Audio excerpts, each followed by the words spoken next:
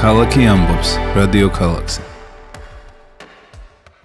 მოგესალმებით, ეს არის გადაცემა ქალაქი ამბობს. მე ვარ მისი წამყვანი შორენა ცხოვრებაშვილი. ჩემს სტუმრებს წარმოგიდგენთ მარი წერეთელი სოციალური მომსახურების სააგენტოს მეურვეობა, მზრუნველობისა და სოციალური პროგრამების დეპარტამენტის უფროსი და ეთერ ცხაკაია სოციალური მომსახურების სააგენტოს მეურვეობა, მზრუნველობის სამმართველოს უფროსი. მოგესალმებით, მადლობთ, რომ იყავთ მონაწილეობას გადაცემაში. პირველ რიგში, რომ განუმარტოთ მსმენელებს თქვენი ფუნქციების და მოვალეობების შესახებ.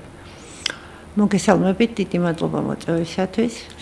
როგორც აღნიშნეთ, ჩვენი სამსახური გახლავთ სოციალური მომსახურების სააგენტოს ერთ-ერთი დეპარტამენტი და ეს დეპარტამენტს აქვს ძალიან დიდი ფუნქცია. პირველი გახლავთ ის, რომ ჩვენს ქვეყანაში მეურვეობა მზრუნველობის ცენტრალური ორგანო არის სწორედ სოციალური მომსახურების სააგენტოს, როგორც ტერიტორიული ერთეულები არიან ტერიტორიული მეურვეობა მზრუნველობის ორგანო, ასევე ცენტრალური ოფისი არის ცენტრალური ორგანო.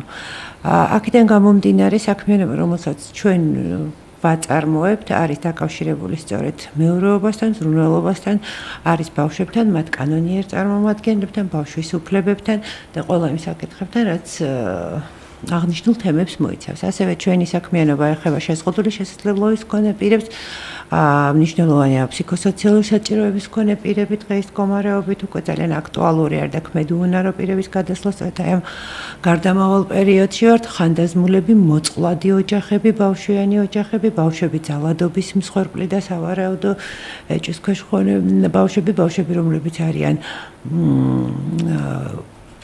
სოციალურ-ეკონომიკური მდგომარეობა არ არის დაუშვათ ისიც სახარბელო და მათი უფლებრივი მდგომარეობაზე სადარაჯოზე ყოფნა სწორედ აი ამ გარემოებების გამო და ბევრი სხვა. ქალები, რომლებიც ძალადობის მსხვერპლია? დღეს მდგომარეობით არა მარტო ქალები, ოჯახში ძალადობის შემთხვევებიც რასაკვირველია. მოდით დავიწყოთ პირდაპირ გადავიდეთ და ხო გაიგო მსმენელმა ვინც არ იცოდა არის თქვენი უფლებამოვალეობის შესახებ. აი ერთი რომელიმე ავიღოთ, ასე ვთქვათ, მაგალითი, წინა კვირას ჩვენ მყავდა სტუმრად ერთ-ერთი არასამთავრობო ორგანიზაცია, თქვენს გეცოდინებათ ის ინციდენტი წინა პარასკევს მოხდა, როდესაც არასრულწლოვანი ბავშვი გაიქცა სახლიდან და ამბობდა, რომ დედა ძალადობდა მასზე, იყო პოლიციაში, იყო ღამე და პრეტენზია თქვენს მიმართ იყო ის, რომ ღამის მობილური ჯგუფი არ გყავდათ და ბავშვი იწულებული იყო, რომ დააბრუნებული იყო, ანუ პოლიციას მოდით ინფორმაცია არასწორია და მე დარწმუნებული ვარ ის არასამთავრობო ორგანიზაცია რომელიც თქვენთან იყო ჩვენ კარგად თანამშრომლობთ ისინი საკმაოდ კარგი პასუხისმგებლობის მქონე ადამიანები არიან მსგავს არ იტყოდნენ რომ ბავშვი იძულებული იყო რომ დაბრუნებული იყო ამაზე არ იყო საუბარი აქ იყო საუბარი დანარჩენ ბავშვებზე არა შეიძლება არ იტყუებით არავითარ შემთხვევაში შეიძლება მე ვერ გავიგეთ თქვენ რაც იქ იყო ტელევიზიები სხვა ორ ბავშვთან დაკავშირებით და არა ამ ბავშვის დაბრუნებაზე არ იყო საუბარი იძულებულები იყვნენ იძულებული არა სამინისტრო რომ დაებრუნებინა არავითარ შემთხვევაში ეს ასე არ იყო მოდით გავყვეთ ქრონოლოგიას რა იყო რა შემთხვევაში საჭიროება იყო სოციალური მუშაკის მისვლისა თუ არ იყო. სოციალური ჩვენს სამსახურს ღამის მობილური ჯგუფები, აი ასეთ შემთხვევებთან დაკავშირებით არ აყავს და ეს გაპირობებული არის სწორედ იმ საკანონმდებლო რეგულაციებით, რაც დღეს ქვეყანაში არის. ბავშვთა მიმართ ძალადობის შემთხვევაში არსებობს დოკუმენტი სამი მინისტრის ხელმოწერი რეფერირება როგორ ხდება ბავშვის ძალადობის შემთხვევაში სახელმწიფო სტრუქტურებმა როგორ უნდა იმუშაონ და აი ამ რეფერირების დოკუმენტი არეგულირებს სწორედ ჩართული სუბიექტების და დღის მდგომარეობით ეს არის მხოლოდ სამი სუბიექტი საქართველოს შრომის ჯანმრთელობა და სოციალური დაცვის სამინისტრო შინაგან საქმეთა სამინისტრო და განათლების სამინისტრო და ჩვენ გვაქვს გაწერილი ნაბიჯები ვინ როგორ და რანაირად უნდა მოიქცეს თუმცა კი მე გადავალ და ალბათ თქვენი კითხვას შემდეგი ეს იქნება ახალი რეფერირების დოკუმენტთან დაკავშირებით რომელიც უნდა მიღებული უნდა იქნეს 10 აგვისტომდე ვინაიდან ცვლილებები შევიდა გარკვეულ კანონებში რომელი სუბიექტები ჩაერთვებიან შესაბამისად ძალიან ამ შემთხვევაში რეფერირება მიმუშავა კარგად რამდენადაც გასაკვირი არ უნდა იყოს ჩემი ესეთი განცხადება და რატომ შემთხვევა იყო ასეთი ოჯახში არის სამი ბავშვი უფროსი გოგონა რომელიც გამოვიდა და განაცხადა რომ იგი იყო ძალადობის მსხვერპლი მშობლის მხრიდან დედის მხრიდან გადაყვანილი იქნა შესაბამის შინაგან საქმეთა სამინისტროს დაწესებულებაში საიდანაც მოხდა ჩვენთან შეტყობინება, როგორც ხდება ჩვეულებრივ ეს რეფერირების დოკუმენტი ამას აღნიშნავს, სადაც ცალსახად იყო ნათქვამი, რომ ბავშვი უნდა განრიდებულიყო ამ სიტუაციიდან, რახან თვითონ აცხადებდა. ამ შემთხვევაში არ უნდა განთავსებულიყო სახელმწიფო ზრუნვის ფორმაში, მაგრამ ბავშვის ჭეშმარიტი ინტერესებიდან კონვენციაც ამბობს და საერთოდ ჩვენი მიდგომაც ასეთია, ბავშვი უნდა იყოს იმ გარემოში, მით უმეტეს ძალადობის ხვეპლი თუ დაცულია გარემო და იყოს საუბარი, რომ უნდა გადასულიყო ბებიასთან, ვინაიდან ზედმეტი სტრესი იქნებოდა და ეს პრობლემა მოგვარებული იყო. საუბარი იყო შემდგომში, ოჯახში იყო კიდევ ორი ბავშვი და მე პირადად ამ პროცესში მთელი ღამე ჩართული ვიყავ და იმიტომ ესე დადასტურებ, მოგვიანებით არა, მე პირველ მოვიდნენ, თუმცა არა, ერთი წუთით კი, მოგვიანებით მივიდნენ, მაგრამ ამ შემთხვევაში არა, კი ბატონო, მე მინდა ქრონოლოგიურ, არა, არ გეცნობებით არანაირად, ჩემი პოზიცია არ არის, რომ ვიბრძოლოთ, იმიტომ დაგპატიჟეთ, რომ თქვენი პოზიცია სრულად დამისვათ და კარგად გავიაროთ ეს ყველაფერი. პოზიცია და გარდა ამისა გავიაზროთ, ხო რა, რასთან ქონდა საქმე. რეფერირების ფარგლებში, რადგან მე ვისაუბრე, სადაც ჩვენ გაწერილი გვაქვს, ვინ როგორ უნდა მოიქცეს, სწორედ შინაგან საქმეთა სამინისტროს საპატრულო პოლიცია განსაზღვრავს, არა მარტო ამ შემთხვევაში, ნებისმიერ შემთხვევაში, თუ არის ეჭვი ან დადასტურებული, საფუძვლიანი ეჭვი ან დადასტურებული ეჭვი, რომ აქ გვაქვს ძალადობასთან საქმე, იგი იძახებს სოციალურ მუშაკს და სოციალური სამსახური მიდის ადგილზე. მე მინდა კიდევ ერთხელ გავუსახაზი. აქ იყო საუბარი ოჯახში დარჩენილ ორ ბავშვზე, რომელზეც გარკვეული ადამიანთა ჯგუფი ამბობდა, რომ ისინიც ძალადობის მსხვერპლი არიან. ეს იყო მხოლოდ მოწოდებული ინფორმაცია და სასწრაფოდ გამოსაყვანი იყვნენ ოჯახიდან, მაგრამ არც პოლიციის მხრიდან არ დასტურდებოდა მოცემულ მომენტში ამის საჭიროება, ბავშვებს ეძინათ და ამ პროცესში ჩართულობა და მუშაობა ეჭვი არის ძალიან საფუძვლიანი მნიშვნელოვანი, მაგრამ მას გარკვეული სამუშაო პროცედურებია საჭირო, რომ გავარკვიოთ, ეს საფუძვლიანი ეჭვია, დადასტურებული ეჭვია. იქ უნდა გვემსჯელა ჩვენ ბავშვის ინტერესი. ორი ბავშვი, რომელსაც ოჯახში ეძინათ, რომელთაც სიცოცხლე საფრთხე იმ მომენტში არ ემუქრებოდა და უფრო ბევრად დიდი სტრესი იქნებოდა, სოციალური მუშაკის შესვლა, ოჯახიდან გამოყვანა დაუსაბუთებელი ეჭვის საფუძველზე. ეს ბევრად უფრო რთულია. სწორედ აქ იმუშავა რეფერალმა კარგად, როდესაც პოლიცია ამბობდა, რომ ამ წუთას ამ ორი პირველ ბავშვზე საუბარი არ იყო.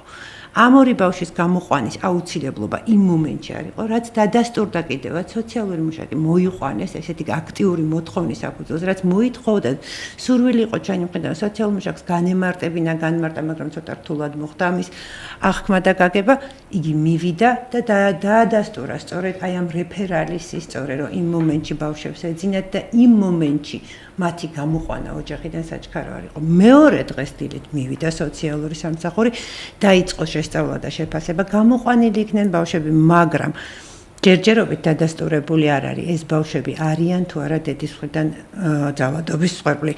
ჩაუტარდათ მათ სასამართლო სამედიცინო ექსპერტიზა, ბავშვები გვყავდა ფსიქოლოგთან, რომლის პირველი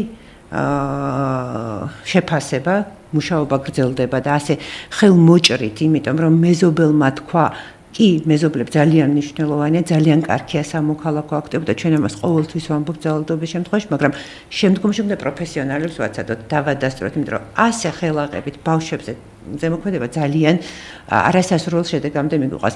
ფსიქოლოგის პირველადი შეფასება ამბობს, რომ ბავშვები არიან ძალადობის მსხვერპლი, მაგრამ არა დედის მხრიდან. ისინი არიან შემსწრე ძალადობის, აქ არის ოჯახურ ძალადობაზეც არის, ხო, არაპირდაპირ მსხვერპლის შემთხვევაში ღამე ბავშვი, აი კონკრეტულ შემთხვევაზე საუბრობ და მე უკვე გადავიდეთ ჩვენ პროცედურებზე, რასთან გვაქვს საქმე და საით მივდივართ.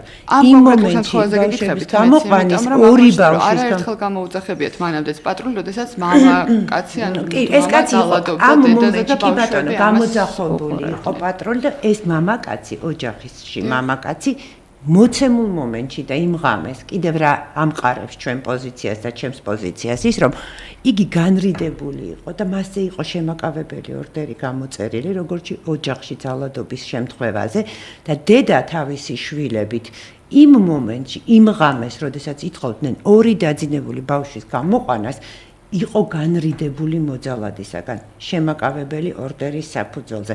შესაბამისად, უხეში ჩარევა ძალადობის მომსწრე ბავშვებთან კიდევ ღამეს შესვლა, გაღვიძება, აქ არ არის.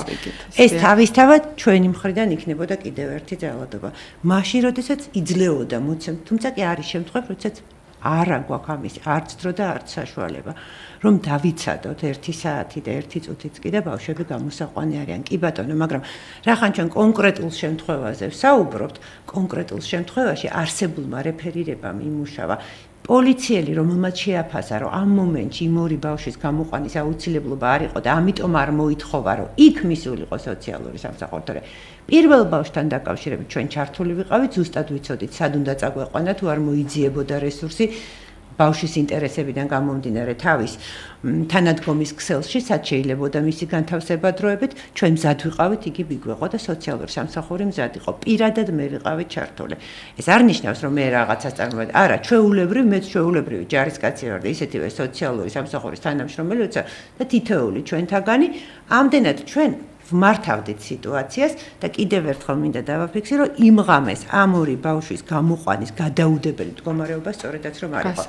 აი ამ გადაუდებელი მდგომარეობა. ახლა ბავშვები არიან ბებიასთან, არ დასტურდება დედის მხრიდან ძალადობა, ჯერჯერობით, თუმცა ჩვენ ველოდებით სასამართლო სამედიცინო ექსპერტიზის დასკვნას, ფსიქოლოგის შეფასებას და სამომავლოდ მოძალადე მამა, ასე ვთქვათ, დაბრუნე გამოსულია, დავუშვათ მას არ აქვს კონტაქტი ოჯახთან, ჩვენ ვიმუშავებთ იმაზე, რომ ბავშვები მოვაცილოთ ყველანაირ ძალ, მაგრამ თუ არ დადასტურდა, რომ ბავშვები დედის მხრიდან ძალადობის ხვეპრა, ჩვენ ვერ ვიქნებით მოძალადეები, ჩვენ უნდა დავუბრუნოთ ეს. მაგრამ ეს არის დამოკიდებული პროცესი, ეს არის იმ შემთხვევაში თუ ბავშვს უნდა უარი, ამ შემთხვევაში უფროს ნიშნავს უარი. ბავშვს არ უნდა დედასთან დაბრუნება. იცით რა არა, ამაზე უფროსი გოგონა დღეს ყოველ დღე ტირის დამიჯერეთ, აი ეხლაც. მას აქვს სტრესული მდგომარეობა, გეთანხმებით და ამბობს, რომ უნდა დედასთან. მან ჩვენთან საუბარშიც, პოლიციაშიც თქვა, რომ დედა მას ესე არ ძალადობდა მამაკაცი ოჯახში. სამივე ბავშვს დღეს უნდა დედა, მაგრამ ჩვენ ჯერჯერობით ვერ გადაგვყავს, სანამ არ დადასტურდება, იმიტომ რომ ეჭვიც კი, რომ ბავშვი შეიძლება იყოს ძალადობის ხვეპრა, როცა ეს თქმედება არის ჩატარებული და უკვე ჩვენ გამოყვანილი გვყავს, ვერაფრით ვერ დავდეთ ბავშვის კეთილდღეობას კითხვის ნიშნის ქვეშ ვერ დავაყენებთ, სანამ არ შეფასდება და არ დადასტურდება, რომ დედისგან არ არიან ძალადობის ხვეპრი, თავისთავად მანამდე არ შევლენ. რასაკვირველია, თუ ბავშვს არ უნდა კანონიერ წარმომადგენელთან, პირველ რიგში ჩვენ უსმენთ ბავშვს. ეს არის ყველას ვალდებულება, ჩვენიც და თითოეული ადამიანის ყოველთვის ბავშვებს უნდა უსმინოთ, უნდა გავითვალისწინოთ მათი აზრი. მაგრამ უნდა დავეხმაროთ, რატომ გაჩნდა ეს პრობლემა, რატომ შეიძლება რომ ბავშვს არ უნდოდეს ყველაზე ახლო ადამიანთან მისთვის, რასაც ქვია მშობელი და დედა და მამა ოჯახიდან გამოსვლა, ეს უმიზეზოდ თავისთავად არ ხდება, ამას უნდა კარგი შეფასება, შესწავლა და დახმარება. თუ ეს არ არის საფუძველი იმისა, რომ მშობლის მხრიდან რაღაცა არის, ამ შემთხვევაში ჩვენ უნდა დავეხმაროთ როგორც მშობელს, არ არსებობს ცალმხრივად მართალი მხარე, ბავშვს რომ მოახდინონ მათ ურთიერთობის აღდგენა და ყველაზე მთავარი რაც არსებობს ადამიანის ცხოვრებაში, ეს არის ოჯახი და მშობელი და ის მიჯაჭვულობა რაც არის აღდგეს და გამთლიანდეს, თუ არა და იქ უნდა ვეძიოთ საფუძველი, რის გამო არ უნდა უნდოდეს შვილს თავის მშობელთან ყოფნა. რამდენადაც ვიცი თქვენი ანუ შეიცვალა კანონში ცვლილებები, რასაც საპატრიარქო ძალიან წინააღმდეგებოდა და რას გულისხმობს, ანუ რა არის მუხლი, რასაც ეწინააღმდეგება და რა კუთხით გაიზარდა უფლებები, თუ ეს უფლება იყო უბრალოდ პროცედურულად. არა, უფლება არ იყო და სწორედ აი მსგავს შემთხვევების ეშინია საპატრიარქოს, როდესაც უმიზეზოდ შეიძლება გახდეს ბავშვები გამოსაყვანი, მაგრამ მე მგონი ჩვენ დავამტკიცეთ ჩვენი პროფესიონალიზმი და ვთქვით, რომ ესე ცალსახად არ გამოყვავს ბავშვები ოჯახიდან. რა იყო? მე მოგახსენეთ, რომ არსებობს სამი მინისტრის ბრძანება, რომელიც არეგულირებს ბავშვების უფლებების დაცვის შემთხვევაში და მათ ძალადობის შემთხვევაში ვინ როგორ უნდა იმოქმედოს, რომ ბავშვი დავიცვათ. ეს ბრძანება არის 2010 წლიდან და 6 წელი გავიდა და 6 წლის მუშაობის პროცესში ცალსახა გახდა, რომ მხოლოდ ეს სამი ორგანო არ უნდა იყოს პასუხისმგებელი და ჩართული. პასუხისმგებლობაში ისევ ჩვენ გვრჩება მართალია, მაგრამ ჩართულობა ბევრად უფრო ბევრ სუბიექტებს მოიცავს, ყველა ის სუბიექტი, ვინც მუშაობს ბავშვთან, ვისაც აქვს ბავშვთან ურთიერთობა, ეს გახლავთ ადგილობრივი თვითმმართველობა, ეს გახლავთ სკოლამდელი სასწავლო დაწესებულებები, სკოლები, სპორტისა და ახალგაზრდობის სამინისტრო, პრობაციის სამინისტრო, სადაც ასევე არიან არასრულწლოვანი პრობაციონერები და ასე შემდეგ. ყველა ის სტრუქტურა, ვისაც ოდნავი შეხებაც კი აქვს ბავშვთან, უნდა ჩართული იყოს ამ რეფერირების დოკუმენტში. ცვლილება, რომელიც შევიდა რამოდენიმე კანონში და იქ ბევრი სხვა მნიშვნელოვანი ცვლილებები იყო, მაგრამ რატომღაც აი ამ ცვლილებამ ძალიან დიდი რეზონანსი გამოიწვია. ეს გახლავთ ოჯახში ძალადობის შესახებ კანონში ცვლილება, როდესაც ბავშვზე ძალადობის შემთხვევაში სოციალურ მუშაკს მიეცა უფლება, რაც აქამდე არ ჰქონდა ბავშვის ოჯახიდან გამოყვანისა გადაუდებელ შემთხვევაში და ეს იყო ძალიან დიდი ვნებათა ღელვის საგანი. ეს ვნებათა ღელვა გამოიწვია არა მხოლოდ ამ ჩამონაწერმა, არამედ კარგად ამ ოჯახში ძალადობის შესახებ კანონში კარგად არის ჩაშლილი ძალადობის სხვადასხვა ფორმები და მათ შორის ძალიან მნიშვნელოვანია, რომ არსებობს უკვე ჩვენს ქვეყანაში ისეთი ფორმა, რასაც ქვია უგულებელყოფა, სწორედ ძალადობის ერთ-ერთი სახეა და აქედან გამომდინარე უგულებელყოფის განმარტებამ ცოტა უტრირება მოახდინა და შიში გამოიწვია საზოგადოებაში, რომ სოციალურ მუშაკს დიდი უფლებები და დელეგირება აქვს, თუმცა კი დამიჯერეთ ამ ხელა პასუხისმგებლობა ჩვენთვისაც არ იყო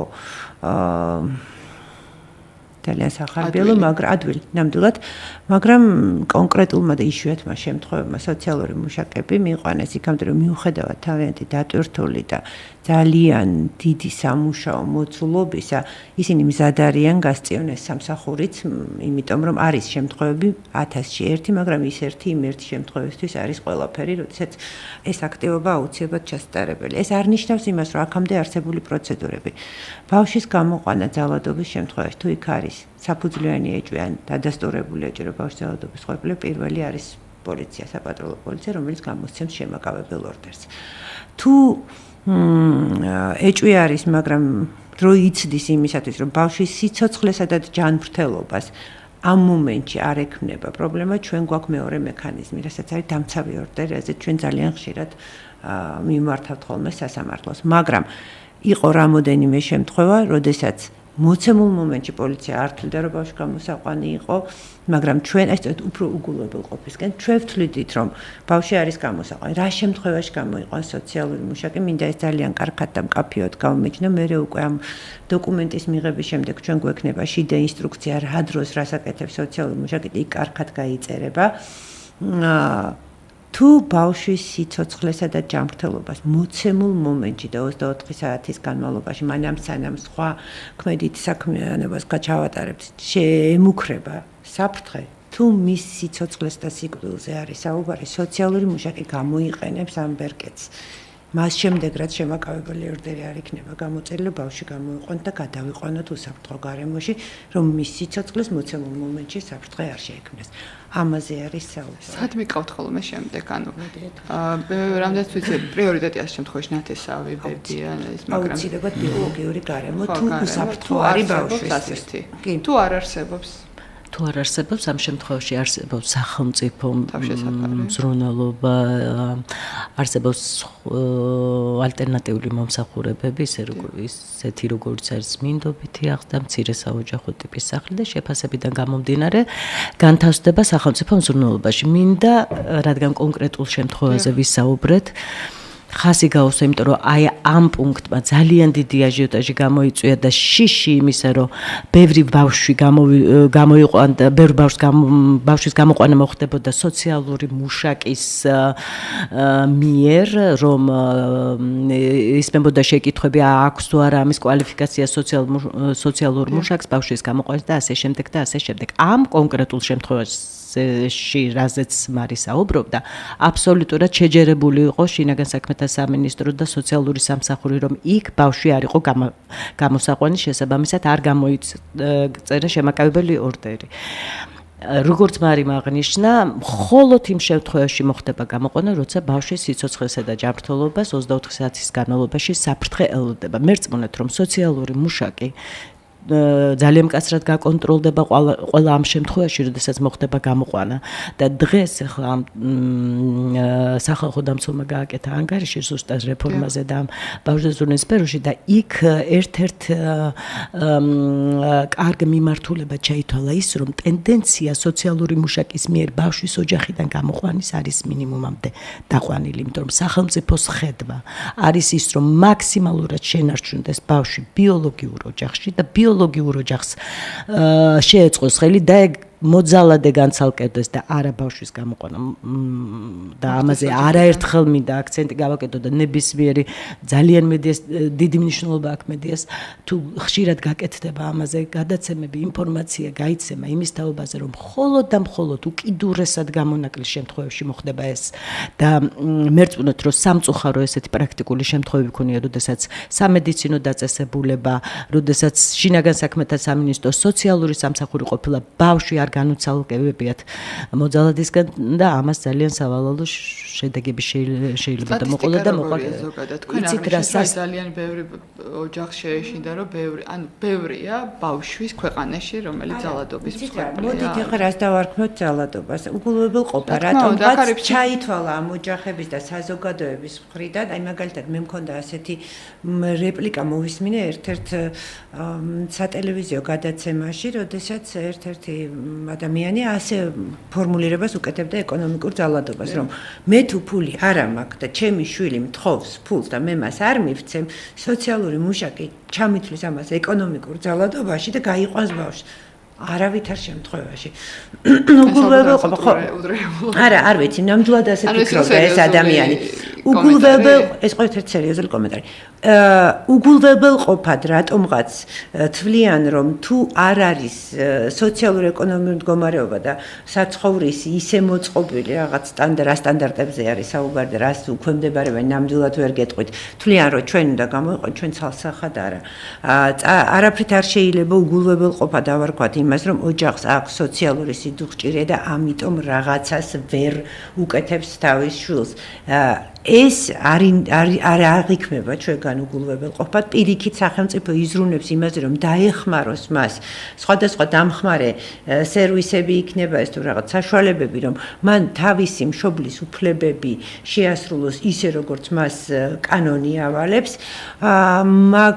და შესაბამისად ჩვენ ვიმუშავებთ იმას, რომ ბავშვები იყვნენ ოჯახში. უგულებელყოფა იცით რა არის? ბავშვის ფუნდამენტალური უფლებების შეგნებით ან თუ შეუგნებლად არის ჩვენ ვმუშაობთ ოჯახებთან და ვცდილობთ რომ მათ განვუმარტოთ რა უფლება აქვს ბავშვს და ასეთ ოჯახები ბევრი ყავს რომლებიც მოყვებიან, მაგრამ არის შემთხვევებიც მშობელი ვერაცნობიერებს, არ ეთანხმება ამ შემთხვევაში მუშაობა თუ შედეგს არ გამოიღებს და თუ გაგრძელდება ბავშვის ფუნდამენტალური უფლებები დაირღვევა თავისთავად ამ შემთხვევაში ჩვენ გამოვიყოთ, მაგრამ ეს არ იქნება მყისიერი შესვლა და ბავშვის გამოყვანა. რა არის ფუნდამენტალური უფლება? უსაფრთხოება, განათლება, ჯანმრთელობა და მისი აზრის გათვალისწინება. მე სტატისტიკაც კითხეთ, გადაცემა ბოლოსკენ მედის უნდა დავასრულოთ სამწუხაროდ.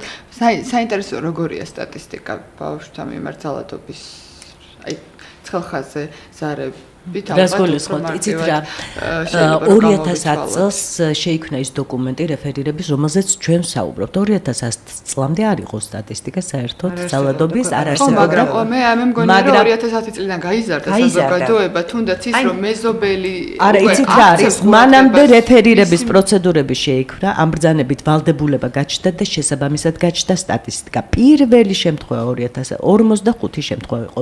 შემდგომ წელს 90 და მზარდი სტატისტიკა. რეფერირება მუშაობს. ძალიან მნიშვნელოვანია მედიის ჩართულობა, გაშუქება ასეთი საკითხების, რა თქმა უნდა, სწორად გაჩუქებას გულისხმობ და ძალიან მნიშვნელოვანია სამოქალაქო სექტორის ჩართულობა. მას მერე რაც მოხდა სამწუხაროდ სავალალო რაღაც შედეგებიდან გამომდინარე ჩაერთო და ეს სტატისტიკა არის მზარდი, არა იმიტომ რომ დაუშვათ ძალადობა არის და ეს. ასე რომ ეს როგორ ვთქვა რომ კარგია, მაგრამ კარგია იმ ხრივ რომ ჩვენ გვეძლევა საშუალება ამ აღმოჩენილ შემთხვევებზე მუშაობის და ბავშვებთან მუშაობის და იგივე მოძალადებთან და ასე რომ მედალს ორი მხარე აქვს და მზარდია ეს სტატისტიკა სამწუხაროდ. დიდი მადლობა, სამწუხაროდ ჩვენი დრო ამოიწურა. მე მსმენელ შევახსენებ, ჩემი სტუმრები იყვნენ მარი წერეთელი, სოციალური მომსახურების სააგენტოს მეურვეობა მზრუნველობისა და სოციალური პროგრამების დეპარტამენტის უფროსი, ასევე ეთერ ცხაკაია, სოციალური მომსახურების სააგენტოს მეურვეობა მზრუნველობის სამმართველოს უფროსი. კიდევ ერთხელ დიდი მადლობა. სხვა დროს კიდევ მოგიწვევთ და ალბათ ჯობია რომ იგივე ის იმ არასამთავრობო ორგანიზაციებთან ერთად ან იმ ადამიანებთან ერთად, ვისაც რაღაც პრეტენზიები აქვს თქვენთან. ჯობია რომ ხო ერთად განვიხილოთ ყველა ის საკითხი, რომ ესეთ უხარხ მდგომარეობაში არ ამოშლე პირველ რიგში მე. დიდი მადლობა და თქვენ დიდი მადლობა, მადლობთ და სიამოვნებით გესტუმრებით კიდევ.